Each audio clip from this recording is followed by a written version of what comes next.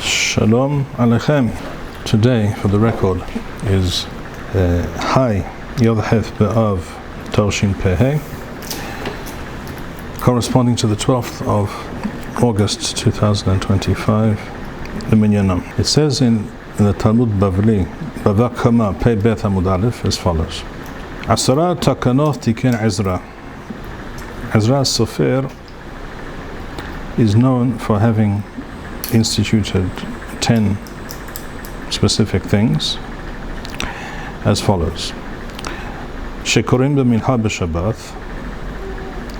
In other words, that the Torah should be read at mincha on Shabbat. V'korim b'sheni u'v'hamishi, and the Torah should be read in the mornings in the Beth Knesset on Mondays and Thursdays. V'danim b'sheni u'v'hamishi, and the Batei Din courts are in session on Mondays and Thursdays. These were market days when people would come to the town. The Batei Din were in the town. People would come from the country, from the villages, to sell their produce, and that was the obvious time to have the courts in session, so people could go to the court and present whatever case they had in whatever matter. U'mechabesim b'hamishi b'Shabbat, and that people should wash their clothes, do laundry on Thursday, lichvot Shabbat. V'ochalim shum be'erev Shabbat, and that men should eat garlic in one form or another. Doesn't specifically say what form the garlic should be, but on erev Shabbat, Rashi explains, or rather the Talmud explains a few lines later.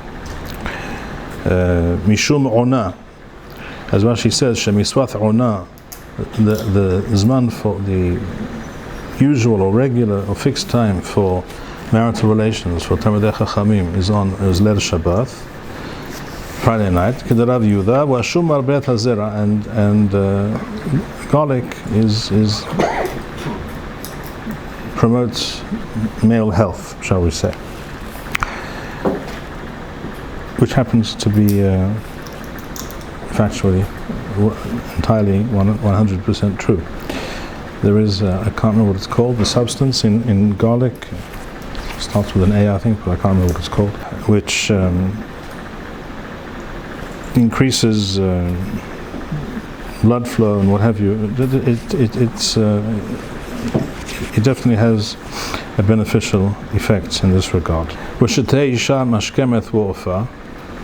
And that a woman should get up early in the morning, as Rashi says, b'yom shehi tzricha le'efot, on the day that she intends to bake bread, if she's not baking every day, maybe every day. Wa'ofa shaharit k'de mefaresh shetehe pat nesuya le'aniya mehazir, so that she will have bread in her house, fresh bread, to give to a poor person who comes knocking on people's doors, usually early in the day. So she'll have bread ready for the ani. So there was a very great awareness of the needs of aniyim, and we learned from this also there was a great amount of poverty. There were people, not everyone, initially in the time of Ezra, which is roughly 2,450 years ago, the economic situation was not always the best. That a woman should wear what's called here a sinar, which is a kind of some kind of undergarment, usually something like trousers, but the woman wears under her skirt. Mishum sni'uth, and Rashi says here, Nitrahek min ha'avira, v'shtehei isha hofefet u'toveleth, that a woman should, before she goes to the Mikveh, should shampoo and wash her hair, so there'll be no knots in the hair and no hathisa. V'shiur ochalim mahazrim ba'yaroth, and that itinerant merchants who travel about selling women's articles, cosmetics, perfumes, jewelry, etc., tinkers or something along those lines, should make their rounds in the various towns and villages. Why? So that it says in the Talmud later, Mishum tachshitei nashim kadeh shelo yitganu al ba'alehem, so that the women will be able to dress up and increase their beauty in the eyes of their husbands, so that they should not become, their husbands should not become tired of them or should not be turned off. وَتِكَنْ تَوِلَا لِبَعْلَيْ كَرَيَانِ, and Ezra was mutaken tevila in a mikveh for Ba'alei Karayan, for a person after sexual relations, in order to study Torah, as it says in Daf Pei Bet Amud Beth. وَتِكَنْ تَوِلَا لِبَعْلَيْ كَرَيَانِ. The Talmud asks, this is not a takana of Ezra, this is from the Minat Torah. דכתיב ואיש כי תעשה ממנו שכבת זרע ורחץ את כל בשרו במים. So the pasuk explicitly discusses that a man who has a seminal emission becomes tameh. It's called the Baal Keri, and in order to become tahor from that he has to go to a mikveh ורחץ את כל בשרו במים. The Talmud explains, דאורייתא הוא לתרומה בקודשים. Minat Torah, this applies to someone, say a kohen wishes to eat terumah. A kohen who wishes to eat terumah has to be tahor. So a kohen has to go to a mikveh. If he had sexual relations, he has to go to a mikveh to be tovel at the end of the day, and then in the evening he can eat terumah.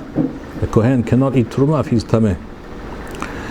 Or for kodashim, the same is also true for a kohen or any Jew who is involved in eating meat from a korban called kodashim. He has to be tahor. Okay, that's Minat Torah. Athahu, Ezra came along, tiken afilu l'divrei Torah. Ezra Sofer was mataken that a person has to go to a mikveh in order to study Torah. So he cannot study Torah before going to the mikveh. Okay? This is the topic, one of the topics I wanted to dwell upon a little today. Another statement regarding this matter appears in Masechet Berachot, in the Talmud Bavli, Daf Kaf Bet Amud Aleph, where it states as follows. First of all, we have a Mishnah. We should quote from the Mishnah. The Mishnah states in Daf Kaf Amud Bet, Baal Keri, a person who had sexual relations and has not yet been tovel in the mikveh, so he's still a Baal Keri. Meharher belibo, says the Mishnah, ve'eno mevarech lo lefana v'lo lahareh. This is referring to Kriyat Shema. Kriyat Shema is also Talmud Torah, right? Kriyat Shema is reciting certain parshiot from the Torah, so it's Talmud Torah. It's not tefillah. People frequently make the mistake of confusing Kriyat Shema and tefillah. We tend to do them together in the morning and the evening, but they're not actually the same thing. They're two separate mitzvot, and not only separate, technically speaking, that this is Kriyat Shema and this is tefillah, but they're also, in essence, in their nature, in the purpose of each of these mitzvot, they are very different. Kriyat Shema is an institutionalized, fixed, minimal shiur, a minimal amount of Talmud Torah for every Jew every day, twice a day. That's what Kriyat Shema is. Reciting certain parashiyot sections from the Torah. And certain brachot were instituted to be recited before and after. According to the Mishnah here, on Daf Kaf Amud Bet in the Bavli Barachot, the Baal Keri, a person who's not yet gone to the mikveh, the question is, what does the Mishnah mean? Briefly, I will tell you, there is a mahloket between the Talmud Bavli and the Talmud Yerushalmi as to how to understand this Mishnah. According to the Talmud Bavli, Meharher belibo refers to Kriyat Shema itself. That even the Kriyat Shema itself one does not recite. One thinks the words to oneself in one's head. When on varech, and you do not recite the brachot bichlal, as long as you're a Baal Keri, you haven't gone to the mikveh yet, you do not recite the brachot, you just say the parshiyot of Shema themselves, but you don't even say them. You think them, okay? That's called hirhur, laharher belibo. That's how the Bavli understands this Mishnah. That's the Talmud Bavli. According to the Talmud Yerushalmi, the Harher Belibo refers to the brachot, not to the Shema. Shema itself you recite completely. You recite it as normal, as you would. You express the words with your mouth, but only the Parshiot of Shema, but you do not recite the brachot. So, Baal Kerim Harher Belibo refers to Kriyat Shema. Refers to the brachot according to Yerushalmi, which you do not recite. But Kriyat Shema you do recite. Okay, that's what the Mishnah says. Now, and Rabbi Yehuda says, "Mevarech lifnehem ulaharehem." Rabbi Yehuda, when it comes to brachot, was mekel, and he said the brachot can and should be recited. Exactly the reason, there's another discussion, we won't go into that right now. So first of all, do we have a Tanakh here handy? Toda Rabba, Chazak u'Baruch. Sefer Shemoth, Parashat Yithro, Sefer Shemoth, Perek Yotef. This is when Am Yisrael is about to receive the Torah. This is the remez in the Torah. This is the hint in the Torah. Here it's more than a hint, but the question is whether it should be the case l'chol hazmanim, l'chol hadorot, for all time, when studying Torah. But before Am Yisrael received the Torah, in other words, Ma'amad Har Sinai, at the time of receiving of the Torah, Hashem says to Moshe, "Vayomer Adonai al Moshe," pasuk Tef, Perek Yotef, pasuk Tef in Shemoth. Vayomer Adonai al Moshe, Hine Anochi ba elecha ba'av ha'anan. I shall appear in a cloud before you. Ba'avur yishma ha'am b'daberi imach, so that the people will hear when I speak to you. In other words, I will make myself heard, so that everyone will hear me.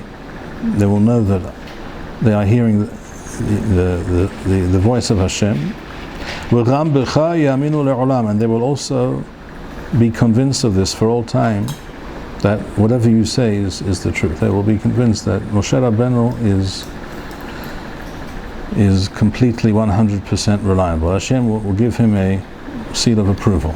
And Moshe transmitted these words to the people. And Hashem said further to Moshe, Lech el ha'am, go to the people, v'kiddashtam hayom u'mahar, and sanctify them, prepare them. Maybe is a better translation, as Onkolo says. V'kiddashtam hayom u'mahar, today and tomorrow, prepare them. V'chibbesu simlotham, and they should launder their clothes, they should wear fresh clothes for this special event. And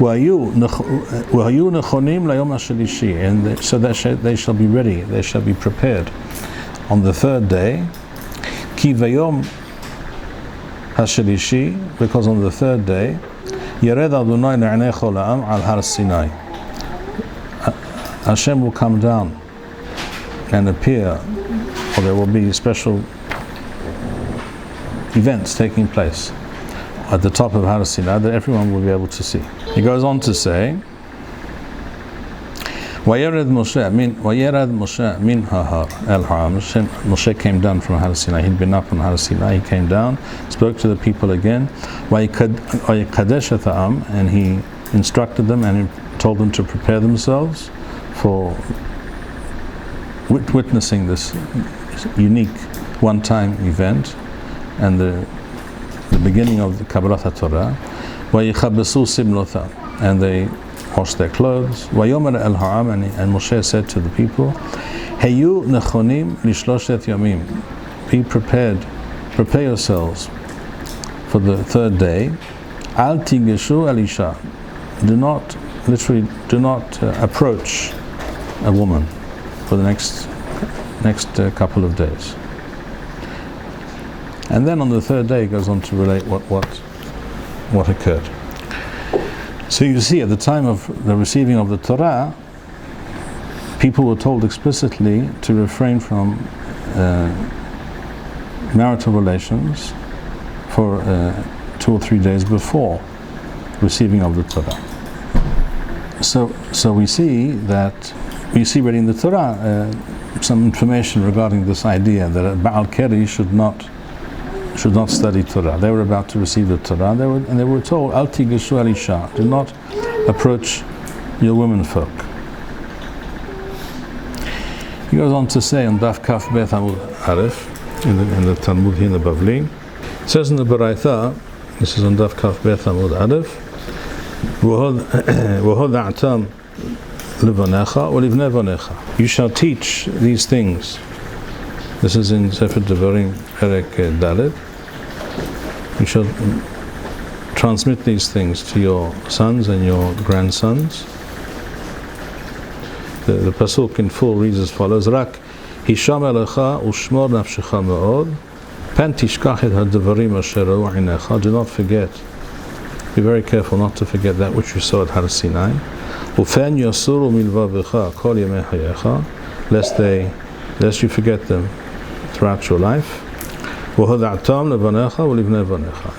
you shall convey this and make sure that all subsequent generations of the Jewish people will be aware of and remember and know what happened at Har Sinai.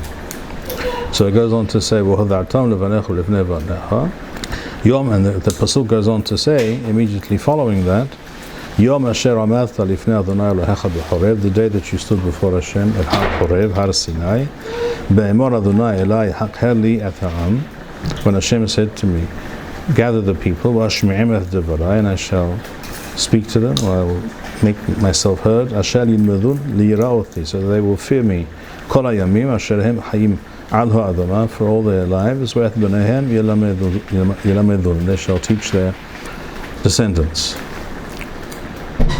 So the Talmud, the Baraitha here states, Mala halan be'ema uvira uverethet uveze'ah, afkan be'ema uvira uverethet uveze'ah.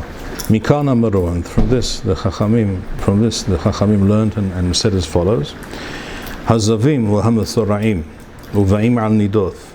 Those who are tameh for whatever reason, various types of tumah that are not the result of not simply having had sexual relations, marital relations, but rather a person who is suffering from other kind of tum'ah, such as ziva or a mathora, kind of skin condition, usually understood to be leprosy or something along those lines. Mutar, or a person who came into contact with a woman who's nida, in which case he himself is also, he's tameh for 7 days, and the mikveh is not sufficient.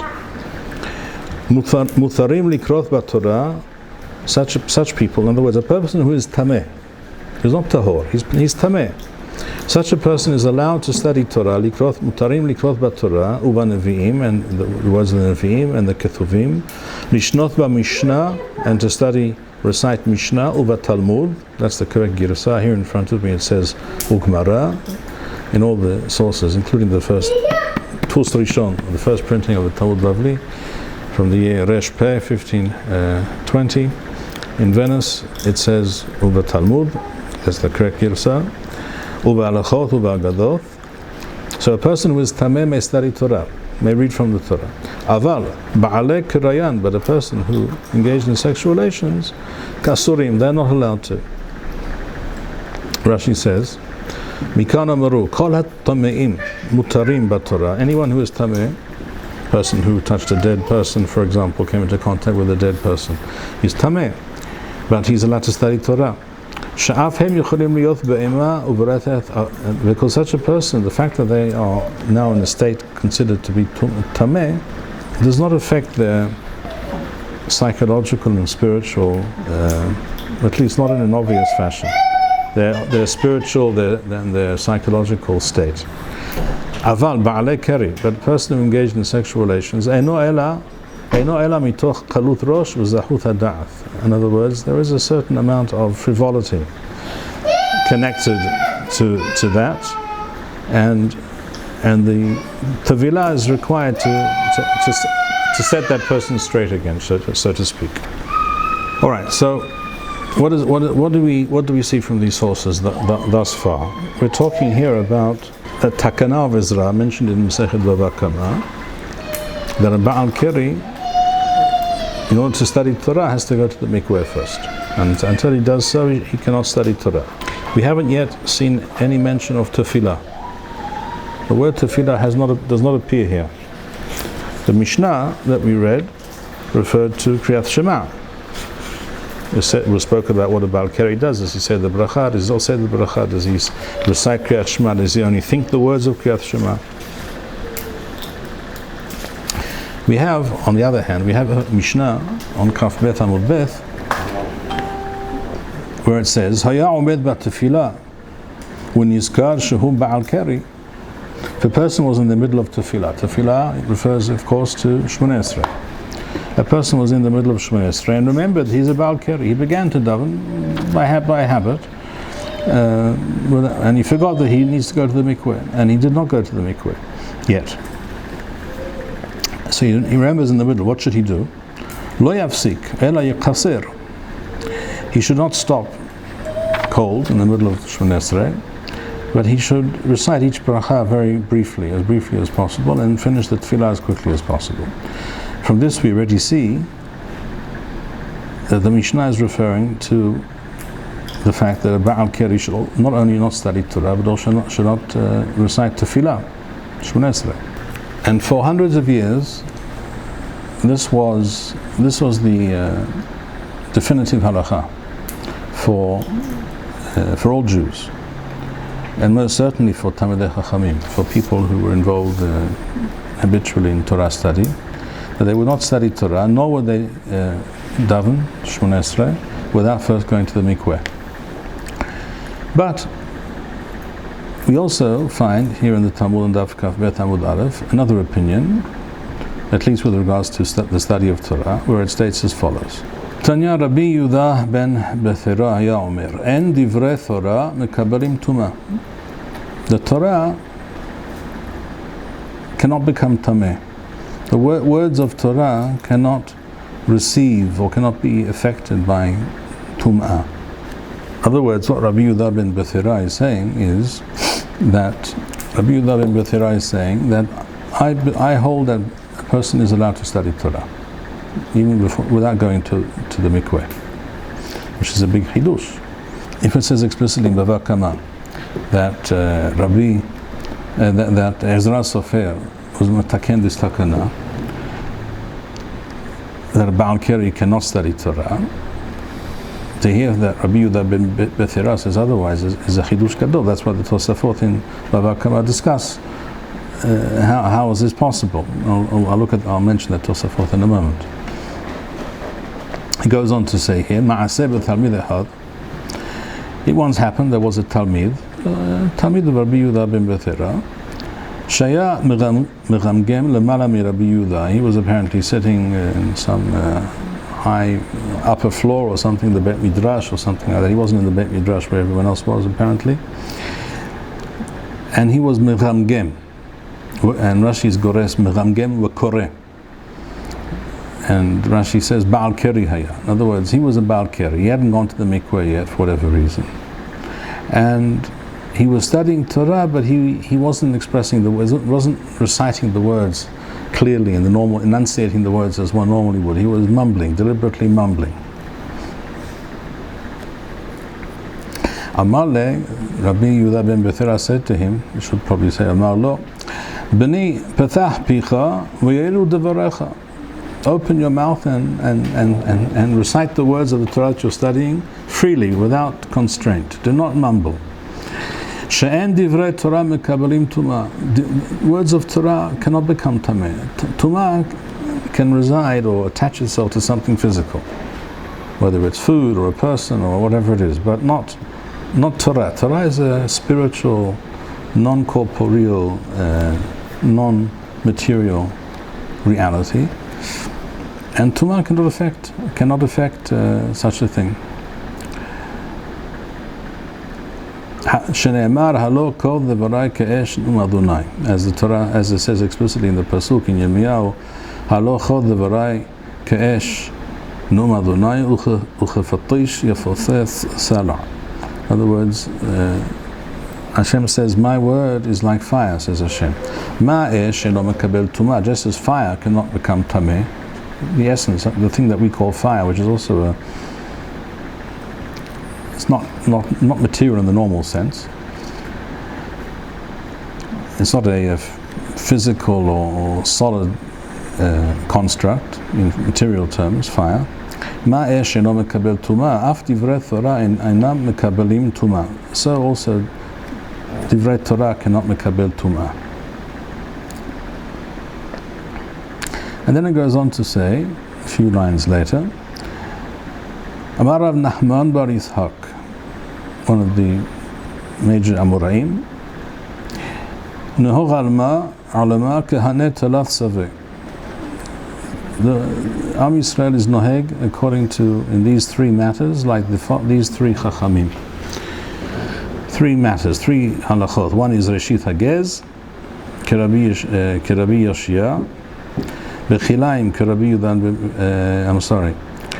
Kerabi Elai Bereshit Hagez, Kerabi Yoshia Bechilaim, and Kerabi Yudah ben Bethera B'divrei Torah. And with regards to this matter of Divrei Torah, Am Yisrael is noheg like, even though there's the takana of Ezra and Lichora, it's a good question. How could Rabbi Yehuda ben Bethera claim differently? Nevertheless, Am Yisrael is noheg like Rabbi Yehuda ben Bethera, who says that Divrei Torah na mekabelim tumah, and Divrei Torah mekabelim tumah. Therefore, you can study Torah. If you want to know more as to why or how it's possible that Rabbi Yehuda ben Bethera could hold a different opinion, the Tosafot here in Daf Pebet say in Bava Kama, V'im tomar dehechi alim Rabbi Yehuda levatel takanat Ezra. How, from where does Rabbi Yehuda obtain the authority to do away with the takana of Ezra Sofer, shall we say, 500 years before his time? And it's not just anyone. It says Ezra Sofer, and everyone accepts this to be the case. And it's in the Mishnah. How can Rabbi Yehuda ben Bethera say otherwise? V'yesh lomar, the Tosafot give more than one response, one possible response. First of all, the dilma savar de lo tiken Ezra davar ze.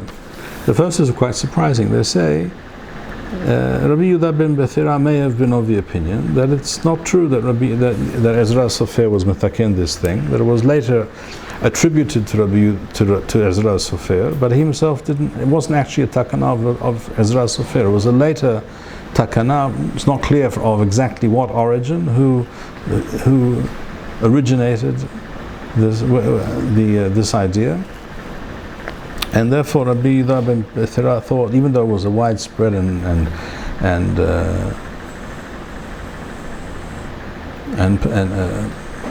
a commonly accepted and well-known practice, this halakha about Ba'alei Keri having to go to the Mikveh before studying Torah, Rabbi Yehuda ben Bethera thought otherwise.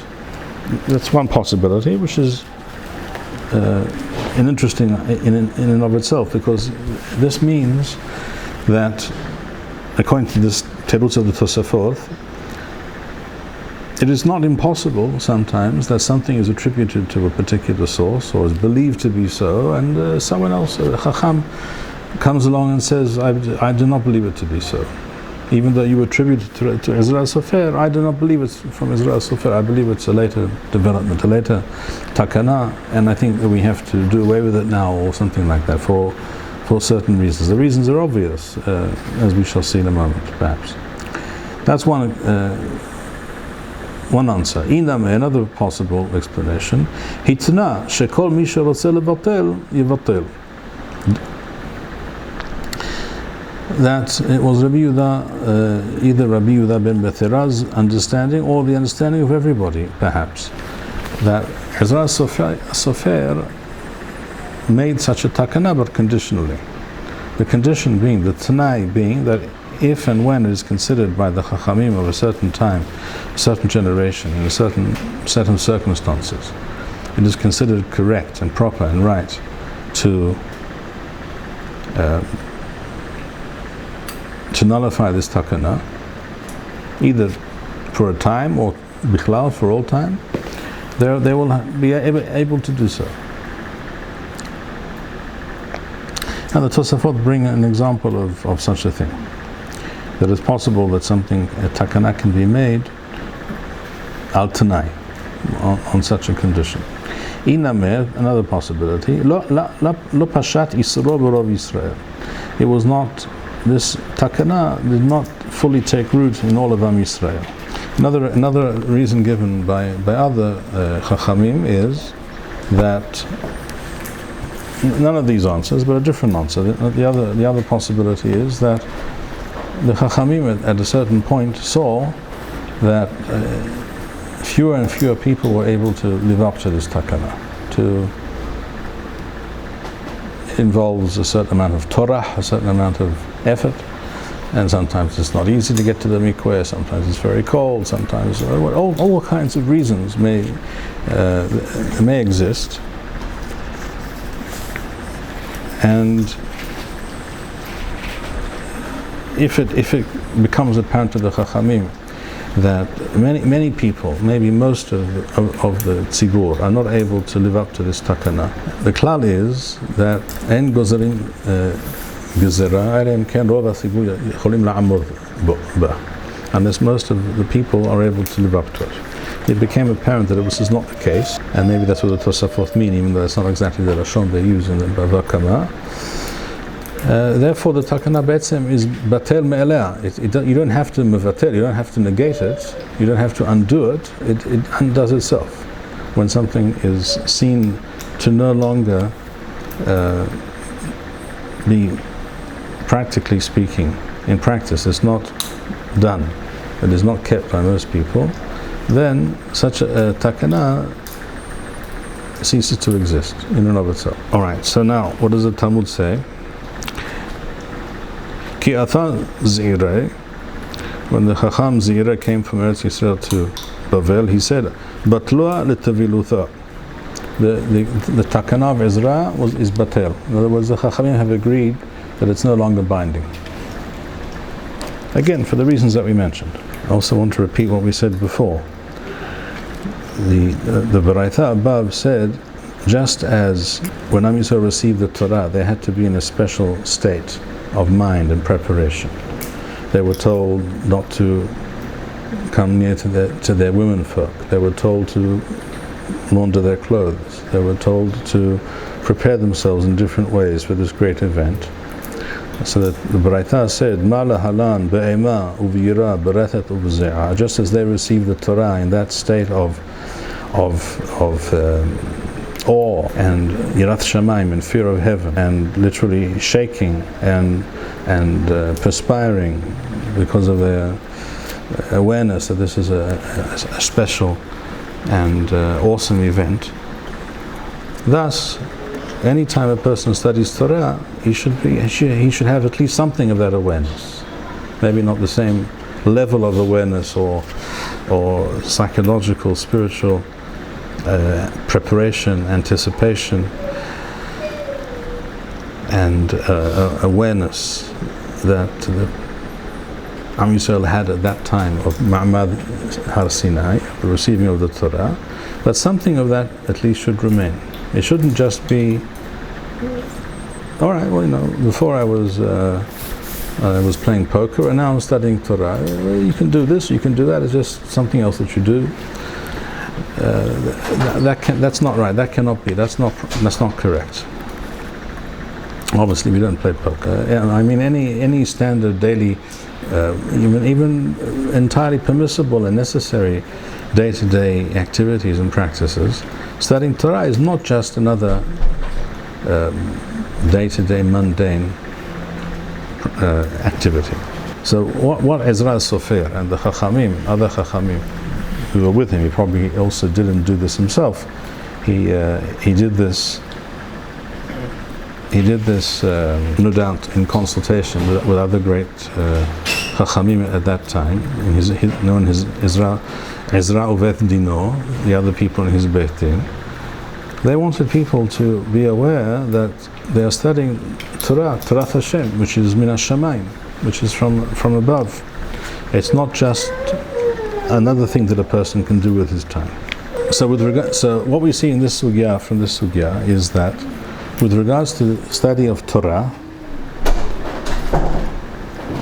the eventual position of of all the Chachamim was that with respect to Talmud Torah, studying of Torah, it is mutar to study Torah without going to the Mikveh.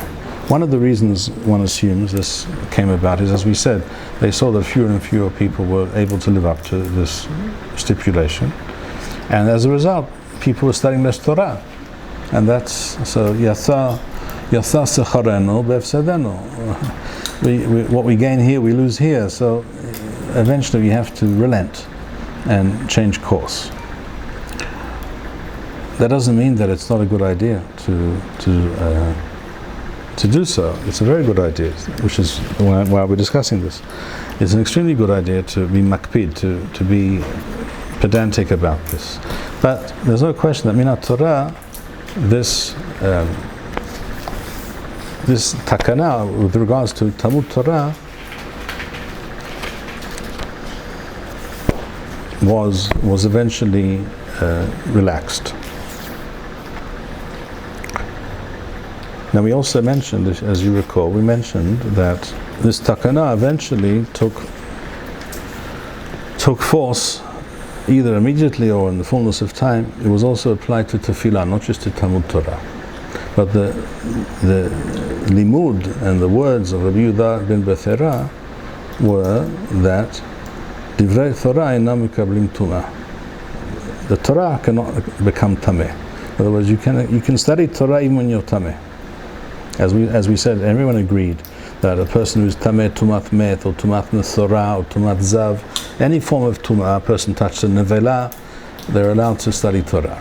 It was only this particular form of tumah, which is called tumah sheyosami gufo, that which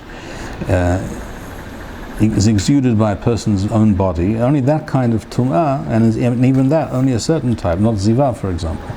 Only Baal Keri was asur to study Torah. This was, so Rabbi Yehuda said, Rabbi Yehuda ben Bethera stated, this does not apply any longer. Or perhaps he felt that it was always never applied. It's not clear. It could be that Rabbi Yehuda ben Bethera thought this was a problematic notion from its inception. What about with regards to tefillah, Shmoneh Esrei? The Rif writes as follows on this sugya. He says, Ikaman Amar, there are those who say, Hi Da'amare batalu al tevilutha, that which it states in the Gemara, that this tevilah required, that we discussed, the takana of Ezra, was now batel, has been relaxed, has been negated. Ben divrei Torah, ben tefillah. That applies that the relaxation of this takana, of this gezerah, applies both to the study of Torah and to tefillah, so that one may study Torah and daven Shmoneh Esrei without going to the mikveh. Ve'ikaban damar, and there are those who say, Hanemi divrei Torah. This is true when it comes to divrei Torah, because that's what Rabbi Yehuda ben Bethera said. He said, divrei Torah einam mekabelim tumah. I didn't say anything about tefillah. Tefillah is not divrei Torah. It's not the same thing. It's communing with Hashem, but it's not divrei Torah, which is receiving the word of Hashem and imbibing the word of Hashem and understanding the Torah of Hashem. Therefore, there are those who say this applies to Torah, avalut tefillah, sarich tefillah, that it's necessary to go to the mikveh. And then the Rif says, be'etzem lo tefillah dawka, but not necessarily only tefillah na mikveh, ela rechisa b'tisha kabin. It's also possible to pouring tisha kabin of water over oneself is also acceptable. V'chadav Rabbeinu Hagaon zecher tzadik livracha kewan digmara leka b'hamilatha. Seeing that the Gemara is not explicit with regards to this question of tefillah, nekot minhag kol Yisrael. The minhag you should adopt and practice the minhag of all of Am Yisrael. Shekol balei karayan af al pi she'en mayim en mitpalim ad sheyirhatzu. That the minhag of Am Yisrael, so quoted here, the minhag of Am Yisrael is not to recite tefillah, not to say Shmoneh Esrei until one goes to the mikveh, or at least washes oneself with tisha kabin, which is a certain amount of water, which I think a shower today has the same din as tisha kabin. Go on. we're going to ask. Okay, so. As the Rambam mentioned that before tefillah, wash your foot and wash your hand. Now you wash. No, that's Vadai true.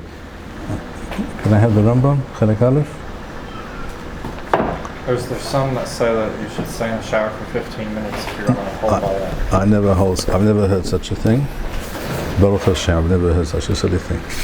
So it's just showers. Shower is a shower. Oh. There's no like specified time frame. No. Correct. No specified. Washing hands. Natilat Yadayim is a separate discussion. We're not discussing that right now. Rambam discusses this in the end of Hilchot Kriyat Shema. Rambam says, Kol at-tame'im hayavim b'kriyat Shema. Or any person who is tameh, any kind of tumah, as we discussed, is hayav to recite Shema as anyone else. U'mevarechim lefanah u'lahareah. Wehem b'tumatham. And they should also recite, when they recite Shema, they recite the brachot with the Shema, even though they're tameh. Even though it's not a kind of tumah that requires waiting for a number of days, shall we say, like tumat meth or tumat boil nida or what have you, that one even if one goes to the mikveh, one would not become immediately tahor. Even though that's the case, and they could go to the mikveh and become tameh, and they didn't go, nevertheless they're chayav to say kriyat Shema as before, and whether they're tameh or not. כגון הנוגעים בשרץ או בנידה וזבה ומשכבן וכיוצא בהם.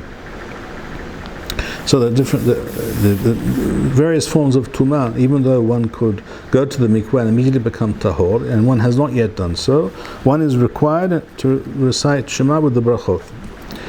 وعزرا ובית דינו, עזרא הסופר and his בית דין, תיקנו שלא יקרא בעל קרי לבדו מן שאר הטמאים עד שיטבול. However, Ezra and his Beit Din were metaken that a Baal Keri and that a Baal Keri should not recite Kriyat Shema or study Torah in general,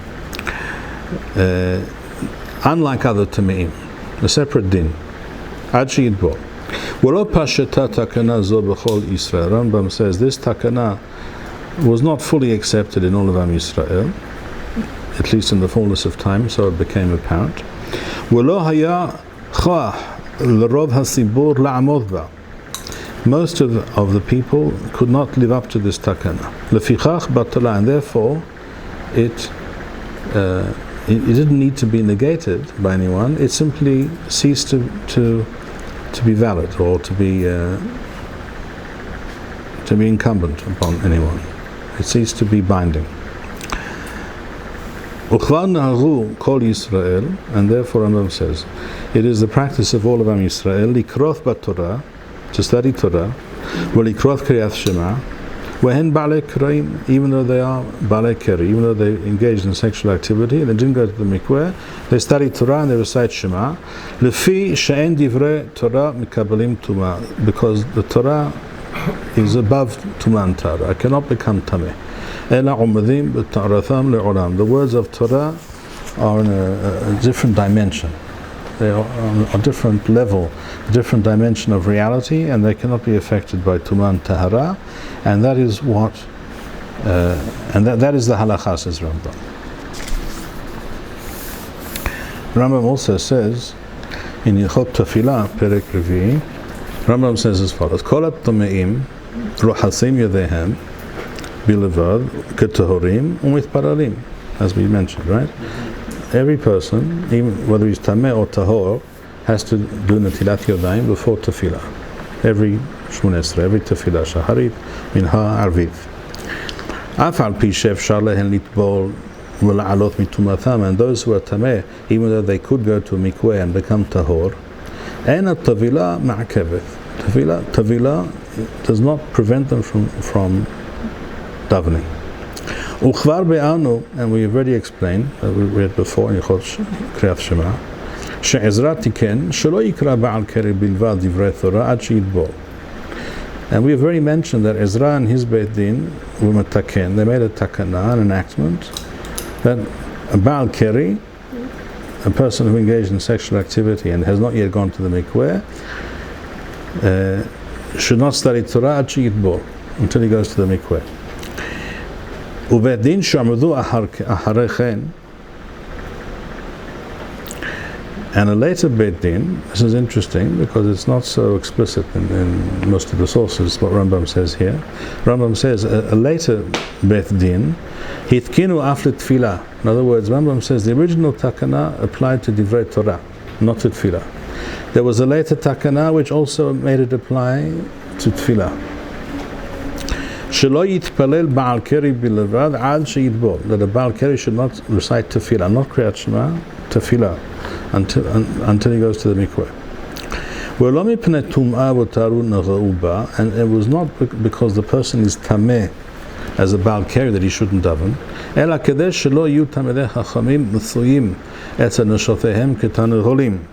This is stated explicitly in Chazal, that the reason for this takana was that so that Tamilei Chachamim should not be constantly with their wives. And for this reason they made an exception with regards, as opposed to other kinds of tameim, that a Baal Keri has to be tovel before studying Torah and before tefillah as well, so that people should restrain themselves, because nevertheless it requires them now to have to go to the mikveh, and they'll probably think twice. And therefore the halakha was, when this takana was in force, even a person who was already tameh for other reasons, who was now engaged in marital relations, and this applies also to a woman, and or a woman who engaged in marital relations and then she became nida. In other words, these people are tameh anyhow, with or without reference to the fact that they engaged in marital relations. Nevertheless, because of those marital relations, they must be tovel and mikveh before they either recite Shema or study Torah or tefillah. Even though they will still be tameh, because let's say a person who is tameh meth, there's a process that is involved in becoming tahor, which is not simply, it's not enough to go to mikveh. There's more. It will take longer. Nevertheless, and they will be tameh even after they go to the mikveh, but they still have to go to the mikveh before studying Torah or tefillah. V'chen adin noten, and this makes sense. She'en tevilah zo mipnei tahara ela mipnei gezerah. In other words, even though the person remains tameh if they are in a state of tumah already, the tevilah does not remove that state of tumah if it's a certain kind of tumah, and it's a gezerah, as we said. Shelo yu musuim es neshotehem tamid.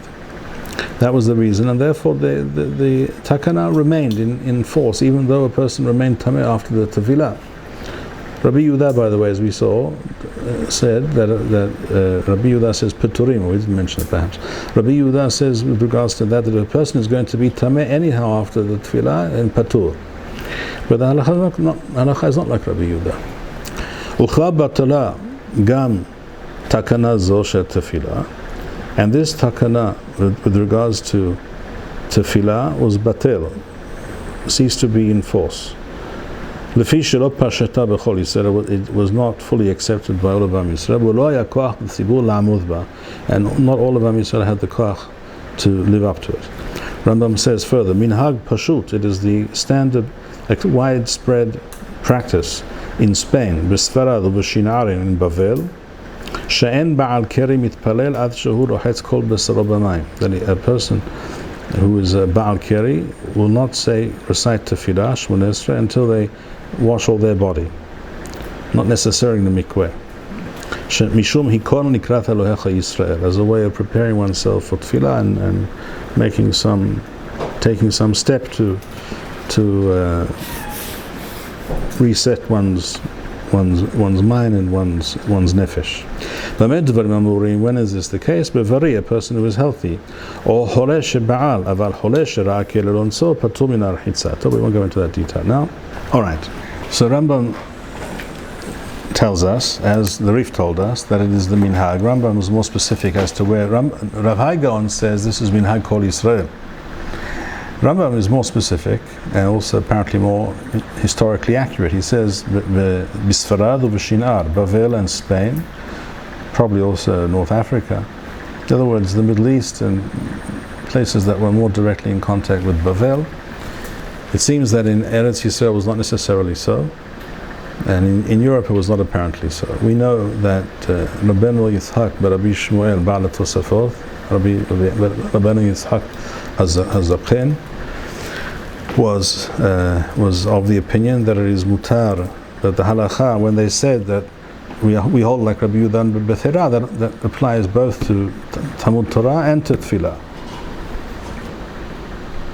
And this was the standard opinion amongst the Ashkenazim, and it became more and more common in other parts of the world as well over time. On the topic of Tevilah, L'Shem Tefillah. So we saw the various, we mentioned the various opinions. What we know is that in Bavel, as Rambam also mentioned, as we read, it was definitely the standard practice to require that a person go to the Mikveh in order to recite Shmon Esrei. Not to study Torah, but for the purpose of Shmon Esrei. In other words, for Torah was considered a Midat Hasidut, but for Tefillah was considered a Chovah. But if you're going to require it for Tefillah, then that means essentially it's the same frequency as you would be requiring it if it were only for Torah. Well, you're assuming that if a person must do so in order to daven, that they will immediately do so. But that may not happen, and it may be impossible for whatever reason. He may find himself in a place where he can't do so. So what does he do then? Okay, so I return to the topic of Tevilah Leva'alek Rayan, the Thorech Tefillah. So I was saying, we know that in Bavel this was the standard practice. In fact, there is a teshuvah, I think, as I recall, it's Rav Sherira Gaon who writes this. If it's not Rav Shira, then it's Rav Hai Gaon, his son. I believe I saw this in Sefer HaEshkol. But it definitely, it's a well-known teshuvah. It appears, I think it's quoted in Musar HaGeonim. It appears in a number of places. There is a teshuvah in which they refer to a certain hacham in their time who was who was old and frail apparently. And they say that on Shabbat morning, often he would not daven. When they were there, he would come to shul. He would be in the Beth Knesset, and they would recite Kriyat Shema, etc. When it came to Tefillah, he would sit in his place and not get up and say Shmon Esrei. Why not? Because he needed to go to the Mikveh, and it was difficult. Apparently, maybe because of the cold or other reasons, he didn't go on such an occasion. Maybe he went later when they could warm up the Mikveh for him or something like that. In other words, people, including great Chachamim, did not daven if they were unable to get to the Mikveh. They didn't say Shmon Esrei. It may even be for many hours, it may even be for some days. And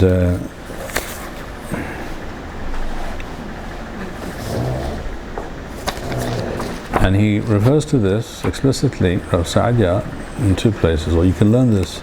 You can understand his position on the matter from what Rav Saadia writes in the Ma'amar Shalishi of Ha'emunot V'Adeyoth. He speaks here, he's giving some ta'ameh mitzvot, he's giving some of the reasons or some of the general underlying ideas and aims of the various mitzvot. And when he speaks about tumah and tahara in general, he says, this is on page Kof Kaf Beth. Kof Kaf Beth. He says, you have the same book? No. ומתועליות הטומאה והטהרה כדי שישפל האדם בעיני עצמו מעצמו, in other words, that a person should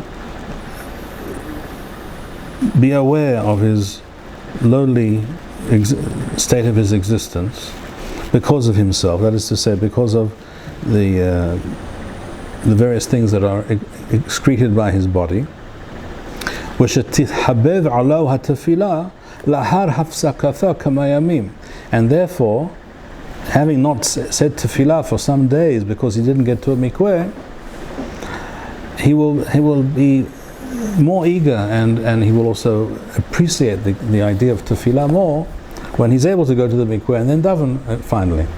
That's what he says. I read it again. מהתועליות הטומאה והטהרה כדי שישפר האדם בעיני עצמו מעצמו שתתחבר, and being in a situation of tumah, of being a Baal Keri and not being able to say tefillah, תתחבר עליו התפילה לאחר הפסקתה כמה ימים ושיכבד בעינו הקודש לאחר שנמנע ממנו זמן מסוים. So from this you understand that Rav Sadia also holds this position, that one does not say tefillah without going to the mikveh first, correct? And from this we also learn that it was not only the opinion of Gaonei Pumbeditha, which you may have assumed from what we see in Sefer HaYishkol and Rav Sherida Gaon and Rav Hai Gaon, as we saw also quoted by the Rif, Rav Hai Gaon from Pumbeditha. It was also the case before their time, in an earlier generation, in Yeshivat Surah. Rav Sa'adia Gaon was Rosh Yeshivat Surah, and he was also of that opinion.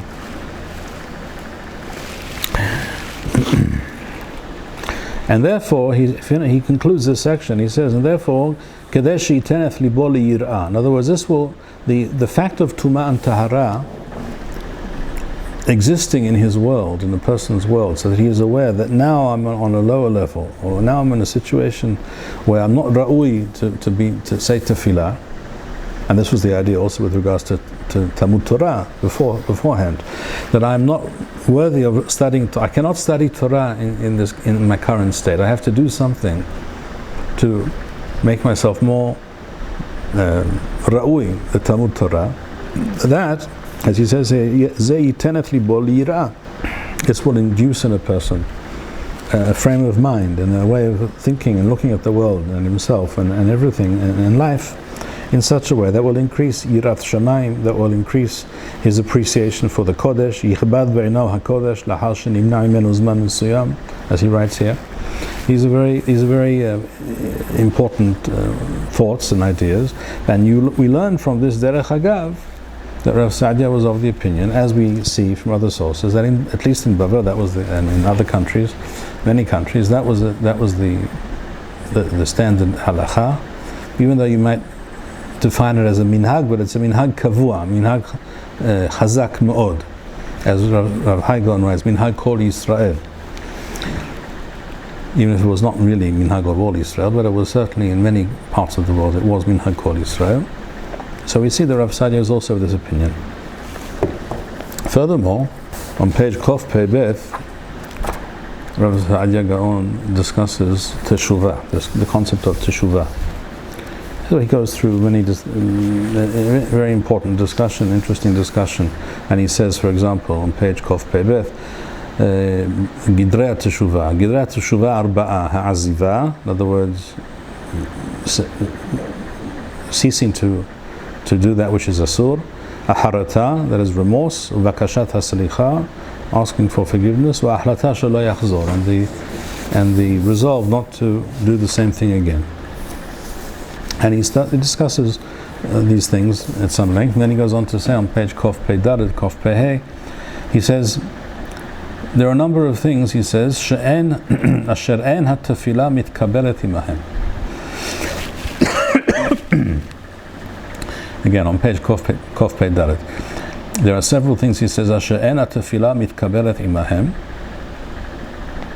and he goes on to mention 7 things, and the 6th of them is on page Kof Pei Hey, V'ashishi mi shemitpalel beli tahara.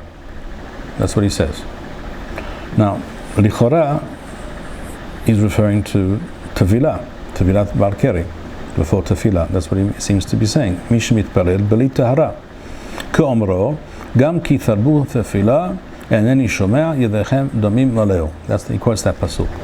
Now the question is, what exactly is the connection between that pasuk and what he just said about tefillah, etc. And therefore, Moriya Rav Gafech in footnote 54 claims as follows. He says, "Hakavana bli tarat ma'asim, kefi shemashma mi'akatuv," that he brings.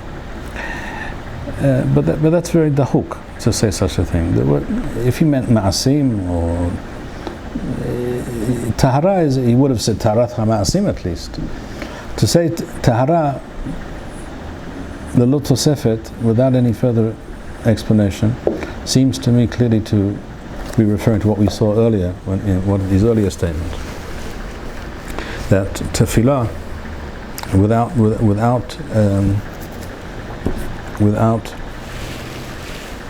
tefillah b'mikveh lifnechem, when a person is about carry, is less ratzui. This is exactly what Rabbeinu Yonah writes on the reef that we saw before on Perek Shlishi of Barachot.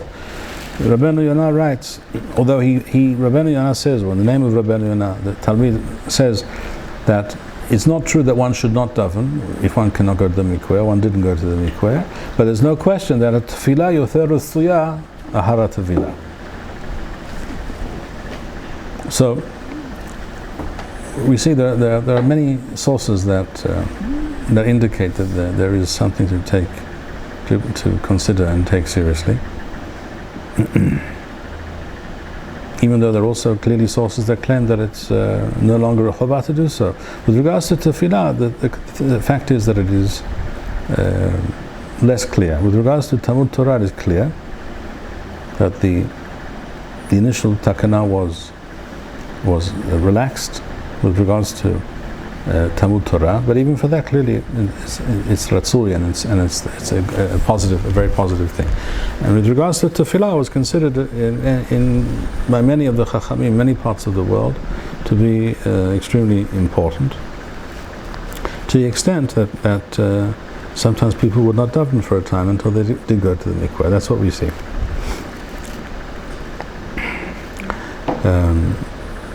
That's with regards to Rav Sadia Gaon and Tevilat Ba'alei Kirayan, the Tzorech Tefillah.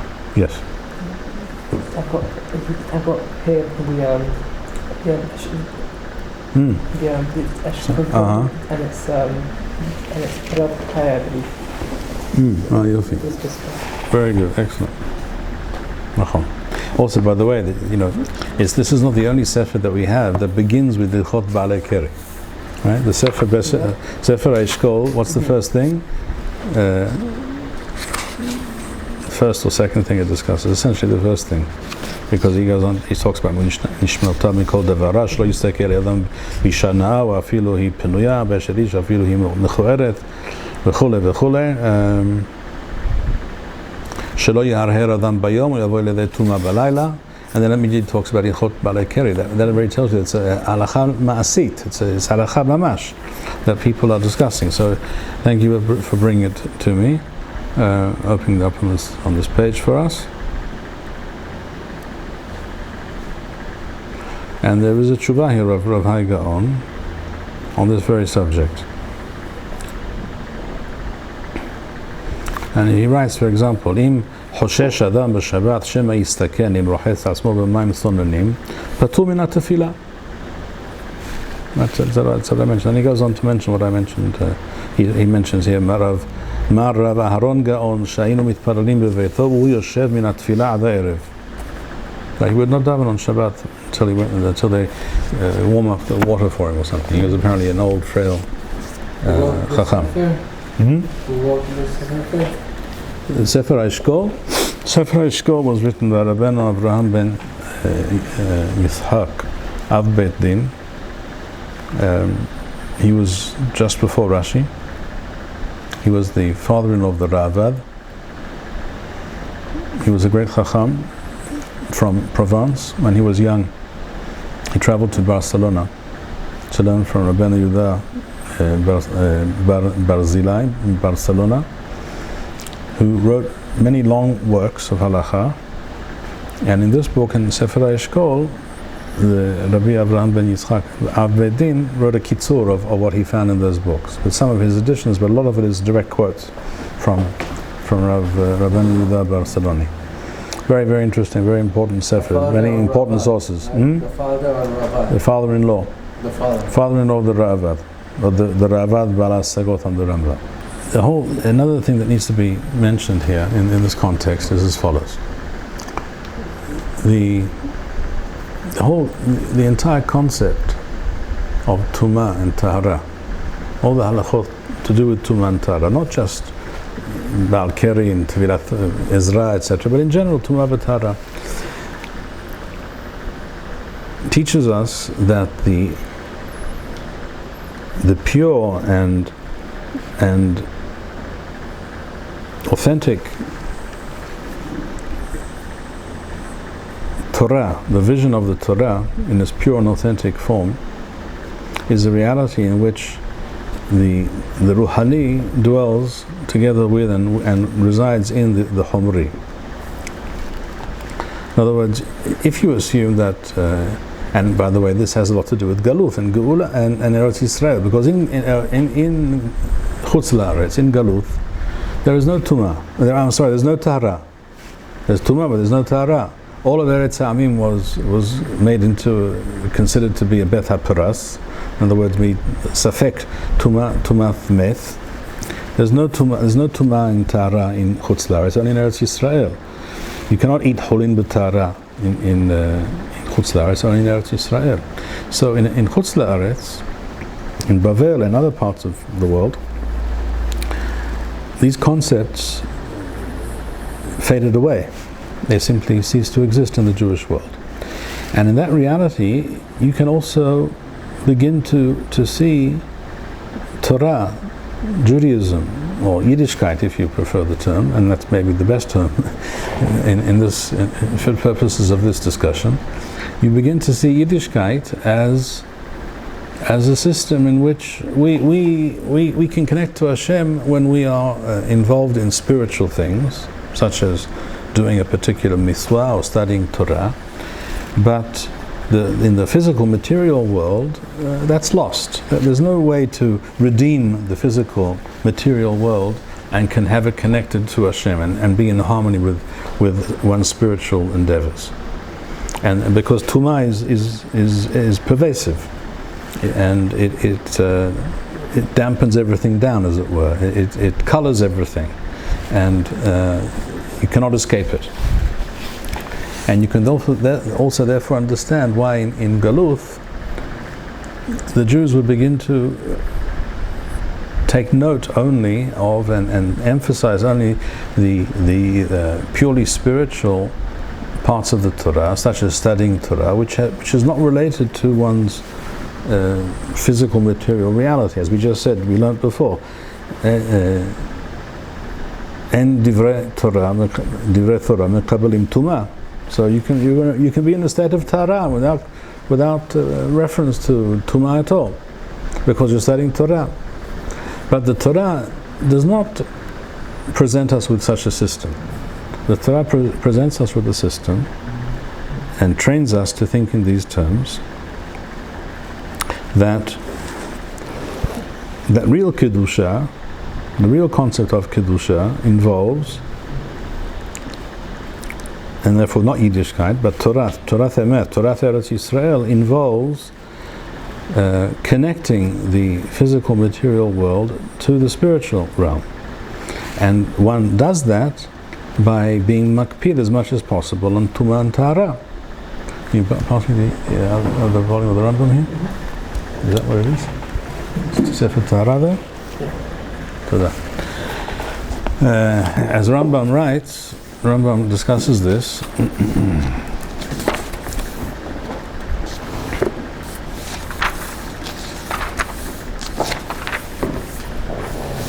At the very end of Yichot, Tumat Ochalim, Perek Shishasar, at the end.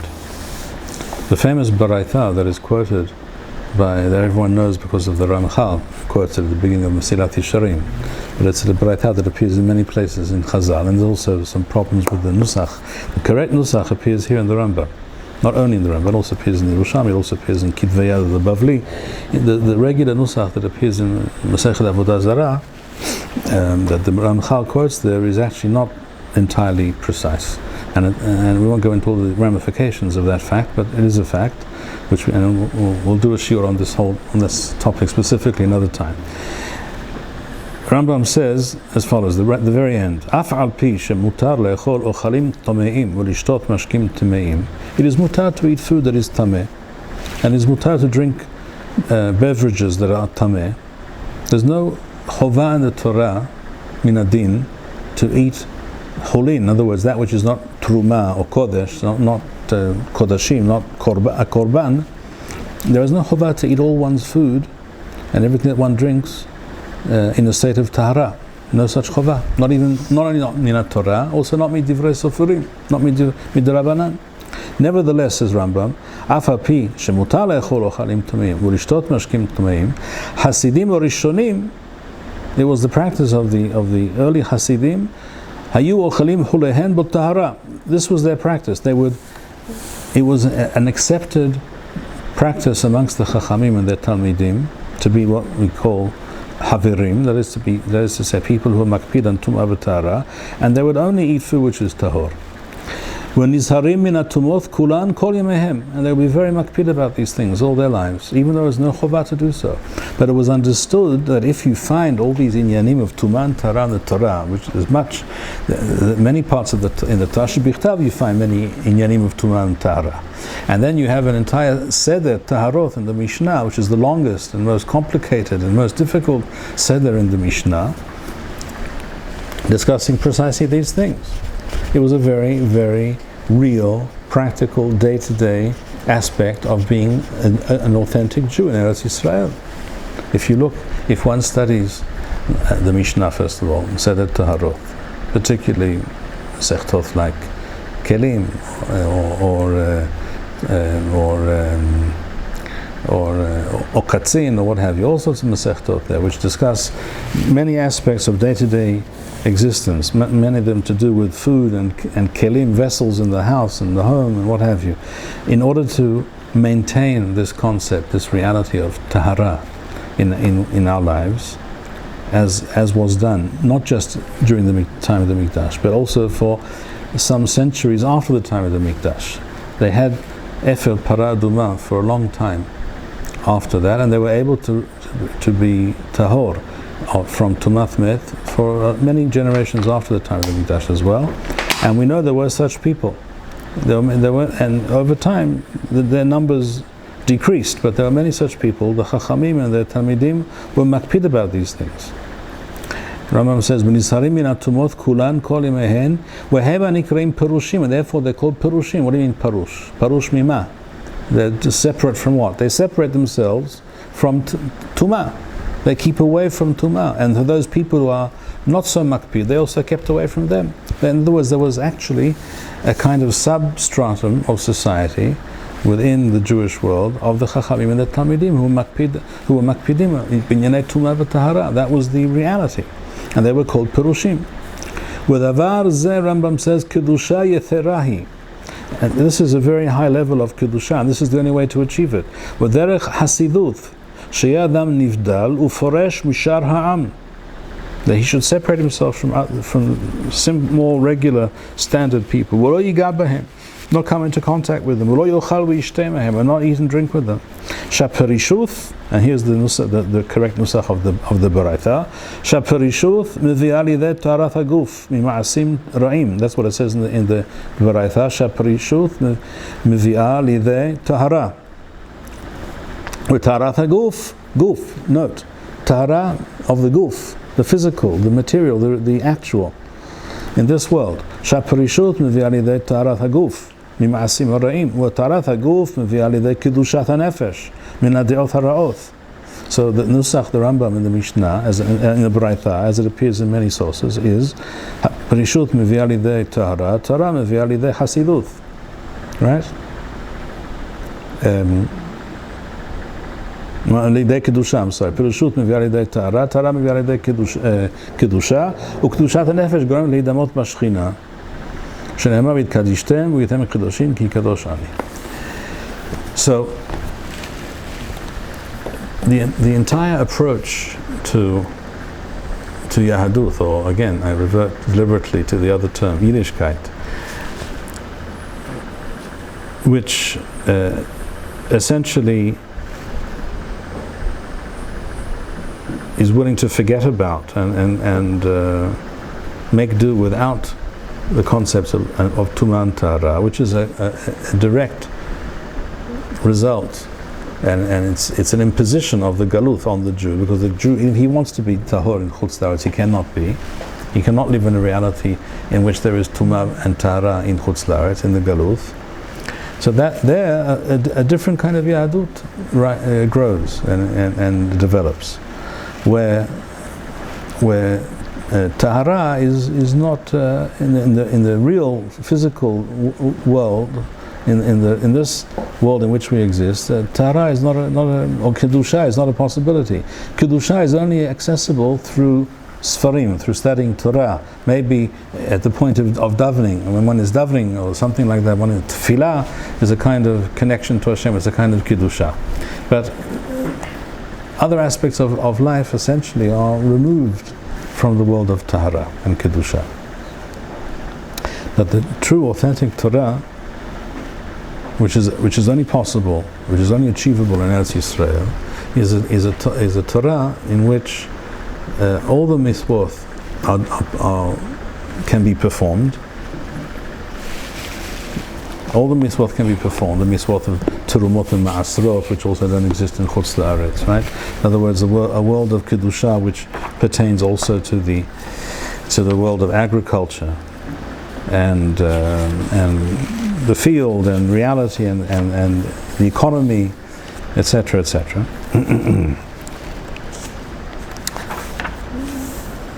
Rambam, Rav Sadia also says here, the end of his Sefer, page Shin Ter Zayin, he says, Ha'avodah, true Avodat Hashem in its fullest sense, he says, He b'chol ha'misvot ha'sichliot v'shimiyot, all the various misvot in the Torah.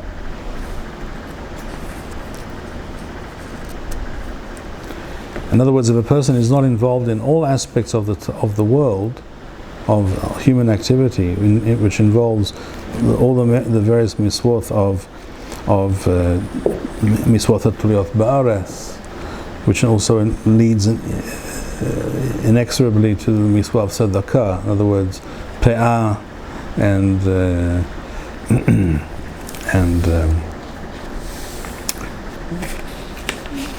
pe'ah for the aniyim, and terumah for the kohanim, and the ma'aser for the leviim. Only by doing all of these various mitzvot in all the various realms of the world, as Rav Sadia he mentioned several times, he says, Lo yitachen lelo hitaskut b'rechush u'b'nisuim. In this section, Rav Sadia discusses the need for a balanced approach and understanding to life in general. He repeats, this is the repeated theme throughout this section, which he refers to as Sefer HaParishut HaShlema, at the end of the Sefer.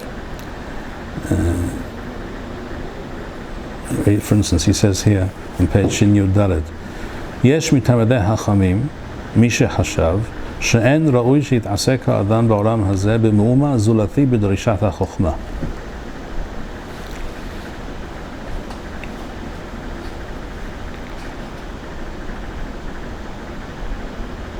And he says this is also a mistake to think so. He says that it's true that Drishat HaChokhmah, study of Torah, is a method nachon. He says, Aval makom hashkiya bo ma she'amru shelo yitasek ima b'zulatha. That one should not be involved in anything else. Ki im lo yitasek ima b'mazon u'mador u'chsut tibatel HaChokhmah lefi she'en kiyum ela behen. You cannot exist in this world without dealing with the physical, with the real, with the material. And the Torah it allows you and teaches you, instructs you how to connect all of those things to Avodat Hashem, and it's necessary to do so.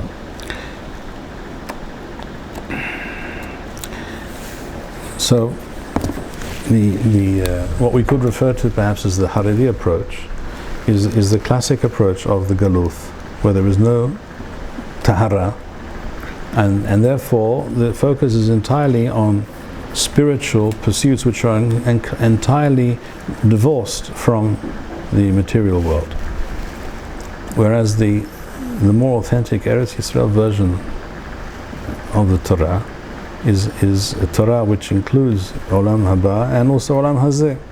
Includes spiritual pursuits such as Tefillah and Talmud Torah, and also already bringing things down to the more material, physical miswath, which involve the real world, the physical world, even the agricultural world, the mud and the earth and the dust and the water and the animals and whatever it may be. In other words, a Torah which encompasses all areas of existence. And the same, by the way, is true, and this connects to many things that we've said in previous shiurim over the last few months. Therefore, also the Torah also encompasses things to do with military affairs, running a Jewish country, a Jewish state, a sovereign nation, which involves dealing with other nations, which involves needing to defend oneself and attack where necessary, and conquer what is necessary according to the Torah to be conquered, and etc. In other words, the Torah, by definition, when viewed correctly, in its entirety, comprehensively, organically, one sees a system which applies to and permeates all areas of human existence. It is precisely, and therefore tumah and tara exist in that world, and the aim is to try and connect as much, or be in a state of tahara as much as possible, because that is how one is mekadesh. One sanctifies the mundane and the day-to-day and material aspects of life.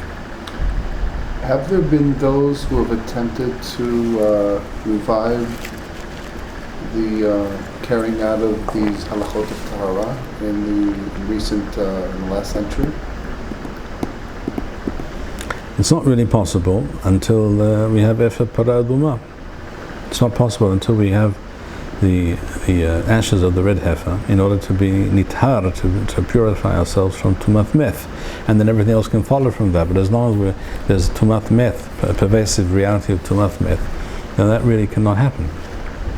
But as I said before, it's not that there is any lack of red heifers in the world. There are plenty of parot adumot. They exist in the thousands, tens of thousands in the world. I mentioned before that I once met a rancher from Texas who told me that he has as many as we like of this type of this breed of cow. He knows what we need. He understands. He was even willing to donate them. He was one of these, evangelical Christian types. He was all for building the Mikdash, and that's what he said to me. I met him 35 years ago, roughly. Is it soon to make it right before the Mikdash? You have a paraduma. Not only is it not a surah, it's necessary to do so. It's a wonderful idea, and that's why in the Tosefta it discusses exactly how you do that procedure in such a way that it remains tahor. It discusses in detail how it is to be done. So it is possible, and it needs to be done. All that's required is that Am Yisrael would actually want to do it. So in answer to your question, it hasn't been attempted because it's not possible. But what we discussed today, which is why I wanted to discuss it today, which is the takana of Ezra, takanat Ezra for Ba'alei Keri, Litbol, Lifnei Limud Torah, and Lifnei Tefillah, or as Rambam says, there was a later takana with regards to Tefillah. Either way, that is something that we can do. That's something that we can do. And it's interesting to note that Hasidut HaHadasha, in other words, the Hasidut of Talmidei Baal Shem Tov in Europe, began to put emphasis on, emphasize this point, this aspect of Yahadut, which is something new. It was a big chidush that anyone would talk about such a thing, and Mikveh became something very important and central, once again, in the minds of many Hasidim, which is a very positive development on the one hand, but like many things in Hasidut, it was done in a unbalanced and irrational, unhealthy manner. In other words, the whole purpose of going to the Mikveh is when you need to go, you go. But if you go every day, then it loses. You no longer feel what Rav Sadia wrote before, that you will remember that I wasn't able to daven for a day or two or whatever it was, or an hour, because I didn't go to the mikveh, and then you will appreciate this whole inyan of tefillah more, and you'll understand the importance of it more having gone to the mikveh. But if you're always in the mikveh and it's every morning you're in the mikveh, then the whole thing is actually self-defeating. It doesn't say anywhere, I'm not talking about various Kabbalistic texts, but it doesn't say anywhere in Chazal that a person has to go to the mikveh when he doesn't need to go. You go when you need to go. A Kohen who is Tameh goes to the mikveh to eat Truma, l'mashal. Or a Tamid Chachamim who wishes to study Torah or to daven. And he's a Baal Keri, he goes to the mikveh when he needs to go. But when he doesn't need to go, he's not a Baal Keri, he doesn't go to the mikveh. That's the normal order of things. And that is the true and authentic Torah, which is only possible in Eretz Yisrael. And the Torah, or the Yiddishkeit of the Haredi world is, it must be said, sadly, is the Torah of Galuth. And the real world, physical, material world, which is the world of the Torah, that the Torah relates to, and the world in which Hashem placed us, with the Torah that teaches you how to deal with that world, that Torah doesn't exist really. It falls by the wayside, and that version, the Galuth version of Torah, becomes more and more removed from the real world, from reality, and therefore from many aspects of the Torah itself. And that is truly tragic. So our aspiration, our aim is to become aware of these things and to be in touch with the true, authentic Torah of Eretz Yisrael, without any deviation and without all manner of foreign ideas and accretions. The Torah as it is does not require any embellishment. It's Torah Hashem Tamima Meshivat Nafesh as it is. All you have to do is to live according to the Torah, which is something we'll discuss perhaps further in another Shiur B'ezrat Hashem. Heyu beruchim, hizkuru yames levavchem kol hameyachalim l'Adonai.